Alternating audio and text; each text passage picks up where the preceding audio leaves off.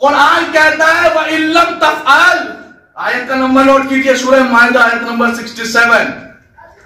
پارہ نمبر 6، وَإِن لَمْ تَفْعَلْ، اگر یہ نہ کیا حوالہ تھا، اصل میں کار نبوت کا کوئی کام انجام نہ کیا، اے میرے پروردگار مجھے معاف کر دے میرے خالق و مالک، ابھی تک تو سارے نبیوں کی بات بھی ہم نے سمجھ لی، اب نبیوں کے سردار کو کہہ رہا ہے کہ پتھر کھائے گا بیکار، پروردگار کوڑا ڈالا گیا سب بیکار، پروردگار اسلام کے خاطر جنگ لڑی سب بیکار، پروردگار زخمی ہو گئے اور میں کا سب بیکار، میرے پروردگار پھر کامیاب کر جب تک علی کی ولایت نہیں کچھ کامیاب نہیں، سنیے جب تک علی کی ولایت کا اعلان نہیں، اور اس کے بعد مولوی آپ کو سنا کے یہیں رک جاتے ہیں، میں کیا کروں نا، میں پورا سناؤں گا، پوری آیت سنیے مجھ سے، قسم خدا کی لفظ دیکھیے آیت کے، کیا کہا وَإِن لَمْ تَفْعَلْ فَمَا بَلَّغْتَ رِسَالَتَهُ، اے محمد اگر تم نے یہ نہ کیا تو قال رسالتہ کوئی کام انجام نہ دیا، اس کے بعد کہا وَاللَّهُ يَعْصِمُكَ مِنَ النَّاسِ، اگر قرآن میں آیت نہ ہو یا لفظوں کی ہیرا پھیری ہو یا ترجمے میں ڈنڈی ہو تو تمہارے بستی اور تمہارے شہر دہلی کا رہنے والا ہوں جب چاہے فون کر کے کہہ دینا حافظ محمد رضا ممبر سے غلط پڑ گیا، لیکن تمہارے گھروں میں قرآن رکھا ہے، تمہیں قسم ہے قرآن مجید کی، اپنے سر میں اس آیت کا ترجمہ کرو تو ایک ہی ترجمہ ملا ہے آج تک کا، محمد اگر تم نے یہ نہ کیا تو کار رسالت کا کوئی کام انجام نہ دیا، واللہ یعصمک من الناس، اللہ تمہیں لوگوں کی شر سے بچائے گا۔ آپ نے بڑی آرام سے سن لیا، اگر اس جملے میں پورا اشرا پڑھتا رہوں کم ہے، کیونکہ آپ نے غور نہیں کیا، میں آپ کو غور کراتا ہوں۔ آدم سے عیسیٰ تک کو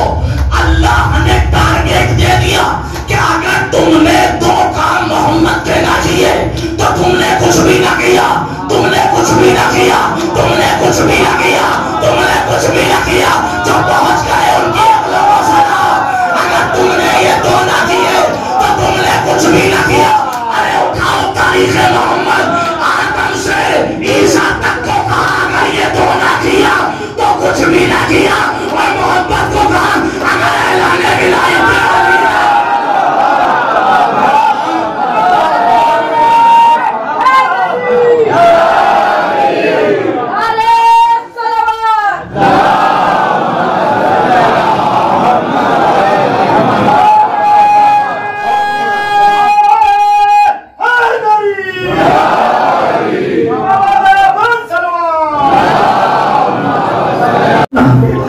میں نے تاریخ میں پڑھا ہے کہ ایک شخص آیا امام سے ملنے کے لیے،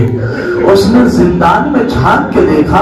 اور جھانکنے کے بعد جا کے درباری سے کہنے لگا اے درباری تو کہتا تھا امام زندان کے اندر ہے، کہاں؟ کہا نہیں میں تو دیکھ کے آیا ہوں وہاں تو صرف ایک چادر ہے۔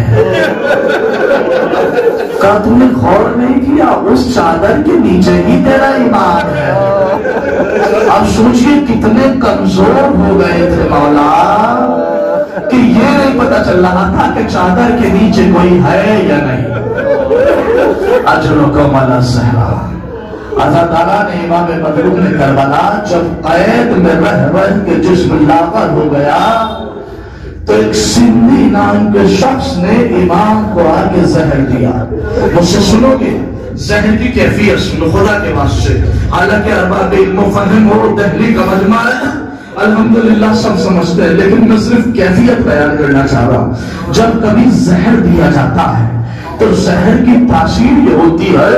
کہ زہر حلق سے اترنے کے فوراً بعد کلیجے میں آگ پیدا کر دیتا ہے اور سینے میں آگ لگنے لگتی ہے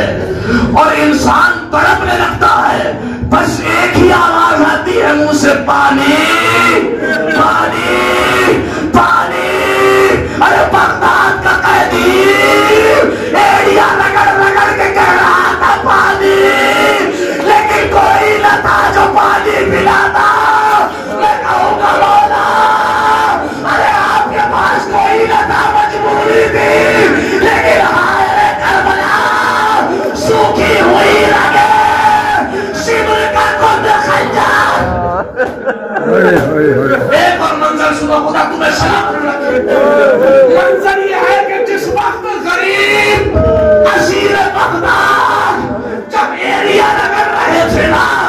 تو صاحب کوئی دیکھنے والا نہیں تھا۔ اے امام، آپ کی بہن نہیں دیکھ رہی تھی، آپ کی بیٹیاں نہیں دیکھ رہی تھی، لیکن میں نے مقتل میں پڑھا کہ جیسے ہی سلطنہ نے امام حسین کو ایک گوشے میں اتار دیا، ایک نشیر میں اتارا تاکہ زینب شمر ملعون آیا، آنے کے بعد حسین کے پاس کھڑا ہوا کہ یہاں سے خیمہ نہیں دکھائی دے رہا، اگر میں نے حسین کو یہاں قتل کیا ارے زینب کیسے تربے گی؟ میں چاہتا یہ خنجر حسین بچلے، زینب خیمے میں تڑپے، اس ملک حسین کی زلفیں پکڑی، کھینچتا ہوا مقتل میں لایا، خود خنجر چلایا،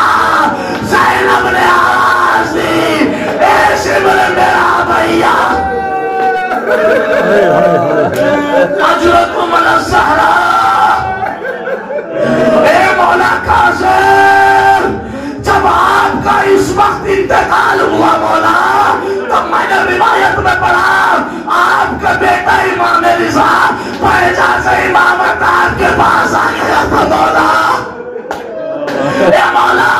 آپ کا سارا پکڑ کے کہہ رہا تھا بابا صبر کیجئے، لیکن مولا حسین کا بیٹا تو تھا لیکن ہاتھوں میں ہتھکڑیاں، اے مولا جب آپ دنیا سے گئے تو آپ کو غسل دیا، کفن میں گیا مولا۔ معلوم میں تحصیل رضا کے ان کو ڈیل لائن سے اس وقت موجود امام باڑہ اصلاح مومنین خریج خاتمہ اور میرے درمیان مولانا حافظ محمد رضا صاحب جو اس وقت موجود ہیں، مطلب اس کو تقریر فرما رہے ہیں آپ، میں ان سے تھوڑی سی فکر کر رہا ہوں کہ میں انٹرویو لے چکا ہوں، یہ مولانا میرے پاس بہت دن بعد میں بھی ملا ہوں، آگے بہت اچھی مجلس بڑھیا مولانا میرے سے پورا وقت ہوتا ہے کہاں آپ یہ مجلس کا اختتام یہ کیا چیزیں دکھانے کے لیے بتائیں کہ بچہ اللہ ہونے چاہیے کس طرح سے؟ اعوذ باللہ من الشیطان الرجیم، بسم اللہ الرحمن الرحیم۔ یہ مجلس تھی، مجلس یاد رفتگان، تو یہ رفتگان اصل میں ایک فارسی کا لفظ ہے، یعنی جو چلے گئے ہیں ان کی یاد میں مجلس۔ تو یہ مومنین بڑھانہ جو ہیں انہوں نے ایک پروگرام کیا ہے اور اکثر جگہ پہ اب یہ ہونے لگا ہے، وہ پروگرام یہ ہوتا ہے کہ جو ایک سال کے اندر مرحومین اس دنیا سے چلے جاتے ہیں تو ان کو سب کو ملا کے مرحومین کی فہرست تیار کی جاتی ہے اور ایک دن رکھا جاتا ہے چھٹی کا ایسا دن کہ سال زیادہ سے زیادہ مومنین اس میں شریک ہوں، تو اس کو لے کے یہ پروگرام کرتے ہیں مجلس یاد رفتگان۔ اس میں تمام مرحومین کے لیے ایصال ثواب کیا جاتا ہے اور ان کے لیے فاتحہ خوانی اور مجلس کی جاتی ہے تاکہ ان کی ارواح کو جو ہے زیادہ سے زیادہ ثواب پہنچے۔ اس کے اندر جو آپ نے مسئلہ بڑھانے کے لیے بولا تو اس کے اندر وہ حاجی کو رسول اللہ صاحب نہیں بڑھانا والے کر رہے ہیں سارے مرحومین کے لیے، جتنا ان لوگوں کے ذہن میں تھا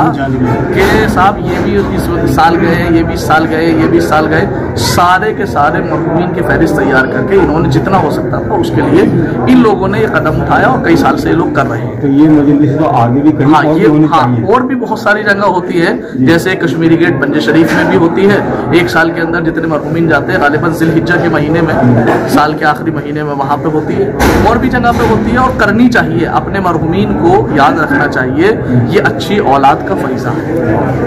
اور آپ یہ بتائیں کہ اس کے بعد میں آپ کی مجلس کہاں ہونے جا رہی ہے تاکہ میں اس کو بھی ریکارڈنگ کے لیے مومن کے حوالے کروں؟ اب میں ذرا مصروف ہوں، کل ہماری مجلس جو ہے مظفر نگر میں ہے 27 تاریخ کو، 28 کو آندھرا پردیش نگرم میں ہے،